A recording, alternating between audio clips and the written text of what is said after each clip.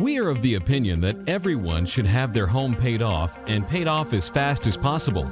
But choosing the right loan to accomplish that can be confusing. That's because people ultimately make decisions based on what they believe to be true, not necessarily what is true. This video will help you separate fact from fiction so you can learn how to pay off your home in the fastest, safest manner possible. By the end of this video, you will learn a few things about mortgages that could change how you look at your money for the rest of your life. To begin, let's take a little quiz. True or false? A large down payment will save you more money on your mortgage over time than a small down payment. A 15-year mortgage will save more money over time than a 30-year mortgage. Making extra principal payments saves you money. The interest rate is the main factor in determining the cost of a mortgage. You are more secure having your home paid off than financed 100%. If you answered true to any of these questions, you will want to watch the rest of this video. Many mortgage decisions are commonly made by looking at payment amount and interest rate. While these factors are important, there are several other factors that also must be considered. To help understand how these factors might ultimately impact you, we will introduce you to 3 fictitious couples. Each couple has the same goal, having their home paid off. They each believe their method is the best. The first couple is the free and clears. They have paid off their mortgage, so they do not have to make any monthly mortgage payments. The second couple is the owe-it-alls. They could have paid cash for their home like the free and clears, but decided to keep their money and invest it in a safe account so they could access it in case they ever needed to. Although they owe it all on their mortgage, they have no other debt. The third couple is the pay extras. They make extra principal payments every month in hopes of paying their mortgage off as soon as possible. So which of these couples do you think is in the best position? Let's explore several mortgage aspects to find out how they impact our couples. One area people often forget to consider when financing is inflation. If you have a fixed payment today of $2,000 a month, what will that same $2,000 buy in 10, 20, or 30 years? Assuming an inflation rate of 3%, $2,000 will only buy $823.97 of goods in 30 years. Let's apply what this means to you and your mortgage. Making a fixed mortgage payment of $2,000 today feels like $2,000, but in 30 years, it will only feel like you are paying $823. So the mortgage payments you make in the early years of your mortgage feel more painful because they are your most valuable dollars. So let's check in on the couples. The free and clears gave their most valuable dollars to the bank up front. The pay extras voluntarily give the bank their best dollars on top of their required mortgage payment every chance they get. The owe-it-alls have a monthly mortgage payment that allows them to give the bank payments that are worth less and less each month while keeping their money invested to potentially offset the impact of inflation. Key concept: your home actually costs you more the faster you pay it off because you are doing so with your most valuable dollars. Most people make a large down payment to reduce their monthly payments and save interest. But does their down payment earn them any interest? No. This loss is called opportunity cost. Key concept: opportunity cost. If you lose $1 that you did not have to lose, you not only lose that dollar, but you also lose what that dollar could have earned for you had you been able to keep it. What would the free and clears down payment be worth had they been able to keep it and invest it? Let's put some math behind this concept and take a deeper look. Assume each of the couples bought a $300,000 home. The free and clears made the biggest down payment possible, which was the entire $300,000. The pay extras did not have enough upfront, so they accelerate the principal payments by paying extra each month. The owe-it-alls put the least amount down and financed as long as possible. Assuming an investment rate of 8%, the $300,000 that the owe-it-alls invested would grow to be worth $3,280,719 in 30 years. If they could borrow the $300,000 at a lower rate, they will keep the difference. The $300,000 down payment that the free and clears made, however, earns no interest. So, if the free and clears cannot sell their home in 30 years for $3,280,719, they made a minor financial error. Rather than paying cash for their home, the Owe-it-alls invested their entire $300,000. So they now must make monthly mortgage payments. However, the interest portion of their payment is deductible. This deduction reduces their cost of borrowing significantly. The free and clears, on the other hand, paid their entire $300,000 down, giving away the control of the money to the bank. They are now able to invest the after-tax monthly amount they would have otherwise given the mortgage company. However, since they have no mortgage interest deductions, they will have to assume a higher investment risk than the Owe-it-alls. So with the understanding that money used for down payments earns no interest and is controlled by the bank and reduces tax deductions, what is the ideal amount to put down when purchasing a home? Nothing. Key concept. Remember, if you finance, you transfer interest to the lending institution for the privilege of using their money. If you pay cash, you save interest expense, but you lose interest income as well, because that money is not earning anything for you. The money in your home earns zero.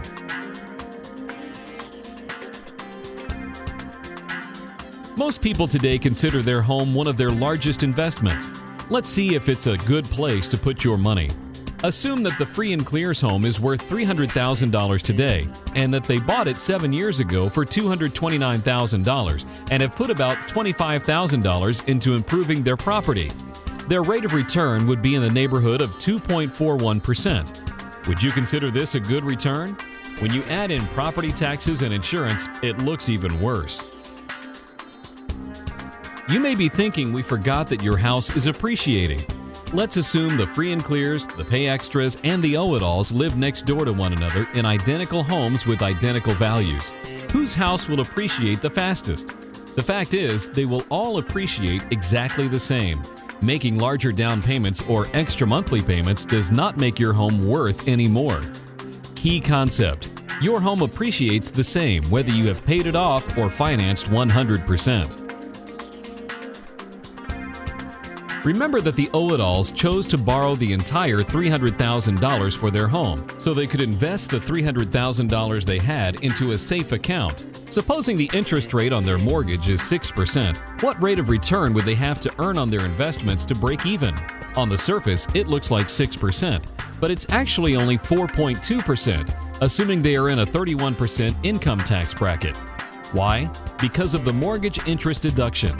Imagine they would only need to net around 4.2% for them to control the money rather than the bank. Key concept. Net cost to borrow equals your loan rate less your tax bracket. If you receive a mortgage interest deduction, it reduces the investment risk you have to earn on your money for you to be in control. Unlike the free and clears, the pay extras did not have enough money to pay off their home up front, so they chose a shorter loan period and make extra principal payments to pay it off early. Why did the pay extras choose a 15-year mortgage? Survey says, the interest they think they will save. Key word, think. The perception is the shorter the loan, the lower the cost. But if that was true, then paying cash would make the most sense. We already looked at paying cash and found the free and clears would have to sell their home in 30 years for $3,280,719. Will that be possible? The pay extras may be surprised to learn that once they get their 15-year note paid off and start investing the 15-year payment amount, they will end up with the same amount they would have had they invested the difference between the 15 and 30-year monthly mortgage payments for 30 years. This assumes the same interest rate and tax bracket. Key concept. There's more risk involved to earn a given rate of return over a 15-year period than a 30-year period. Perhaps one of the most overlooked aspects affecting mortgage decisions is the mortgage interest deduction. Let's see how that impacts our couples. Since the free and clears have no mortgage, they receive no deductions. However, with no mortgage payment, they have plenty of money to maximize their contribution to a qualified retirement account at work, like a 401k. When asked what was the main reason for their contribution to this account, they said, tax deductions. By contributing to their retirement plan, they deferred a tax to potentially pay it at a higher bracket later, but they also gave up their known mortgage interest deduction today. The pay extras received some deductions but unknowingly reduced their tax advantage with every extra principal payment they made. The owe-it-alls kept their money in a safe investment. Although their mortgage rate was 6%, they only had to earn 4.5% after their tax deductions to cover their mortgage payments to the bank, giving them control of their money. They maximized both their qualified plan deductions as well as their mortgage interest deductions. They chose to make a mortgage payment knowing that if things ever got tight, they could always count on access to their money.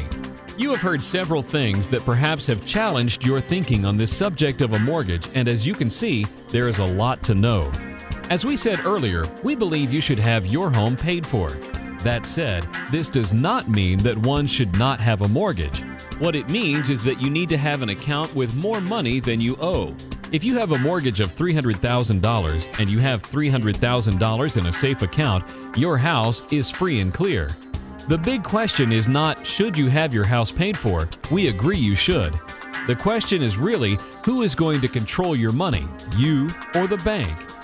Having your home paid for is a safe financial position, but it may not be as safe as you once thought, or it could be. There is a form you need to become familiar with called a 1003B form, which is the Uniform Residential Mortgage Application. It is 5 pages long and is designed for the lending institutions to determine if you qualify for a mortgage loan. Once you put your money in your home through down payments or extra payments, you now must qualify to get it back. How does the thought of having to qualify to access your money sound? So what would happen in the event of a disability to our couples? The free and clears must complete these 5 pages if they would like to access any of their money. In the event of a disability, what will the bank say? We're sorry, but we will not be able to honor your request. In fact, disability is the #1 reason people lose their homes in America. Tragic. The pay extras would also be required to complete the 1003B form for the bank. Once again, the bank will say, "We're sorry, but we will not be able to honor your request." And although they have been making extra payments in previous months, they will still be required to make their payment next month to avoid foreclosure. Does that sound like a safe position to you?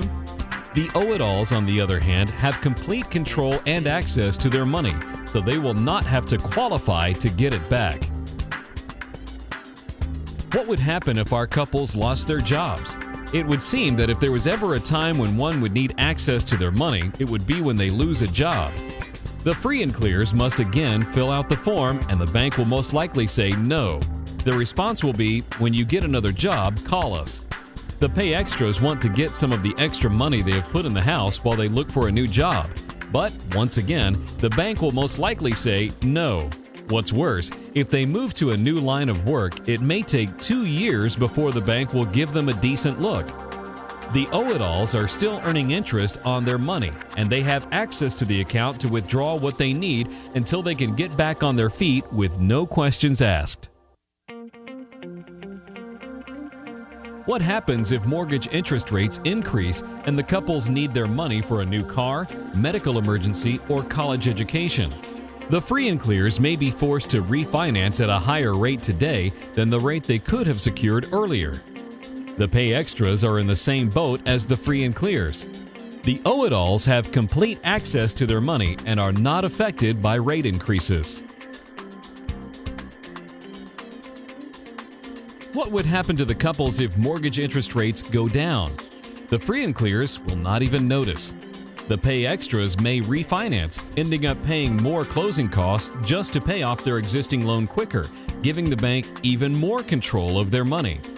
The owe-it-alls may want to refinance to reduce their present payments, giving them more control and greater opportunities with even less risk. Let's review our quiz one more time. True or false? A large down payment will save you more money on your mortgage over time than a small down payment. A 15-year mortgage will save more money over time than a 30-year mortgage. Making extra principal payments saves you money. The interest rate is the main factor in determining the cost of a mortgage. You are more secure having your home paid off than financed 100%. The answers are all false. Why? Because during this video, we've learned that compared to the other couples, the owe-it-alls are least affected by the impact of inflation.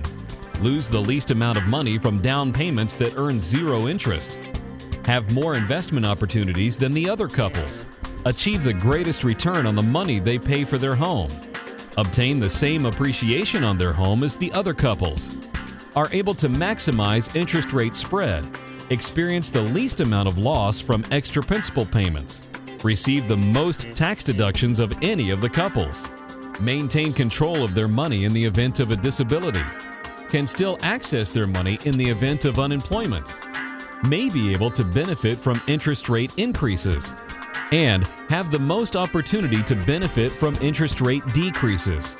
Granted, there is a lot to know about your mortgage, and this video is certainly not an exhaustive overview. What you don't know may be more important than what you do know. If your thinking was challenged about this subject, you should spend some time with the person who gave you this video and look at your specific situation using your numbers. It is possible that more money will go through your mortgage than any other area in your financial life, including your retirement plan. Isn't it time you gain control of this important area of your financial life?